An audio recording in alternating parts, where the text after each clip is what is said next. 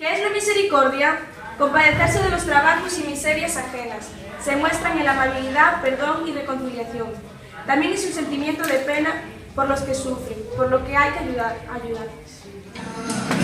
Hubo una vez un rey muy severo al que un vasallo debía mucho dinero, 10.000 talentos de oro en la deuda, y el pobre siervo no tiene una moneda. Ordenarle quitarle su casa, su tierra, todos sus bienes para pagarla. Mandó vender a sus hijos y a su mujer, y a él también como esclavo mandó vender. El pobre siervo imploró desesperado: si me perdonas, le dijo, todo te pago. El rey se compadeció de aquel vasallo y la deuda le perdonó, mandó soltar. Nunca olvides el perdón que Dios te da cuando te hagan una ofensa a los demás.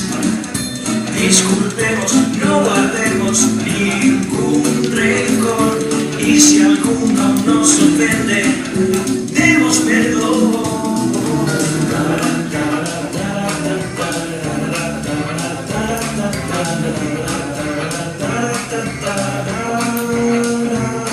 A su casa muy contento se fue bailando. Entonces tuvo un encuentro inesperado. Un hombre que le debía poco dinero y pagarle no podía desde hace tiempo. Págame ahora mismo mis 10 denarios, o acabarás en la cárcel de presidiario. Aunque el deudor le rogó, todo fue en vano. Lo llevaron ante el juez y fue pesado. La noticia llegó al rey indignado, mandó que se lo trajera encadenado. Una deuda muy cuantiosa, perdonado, y tú condenas a otro 100 denarios.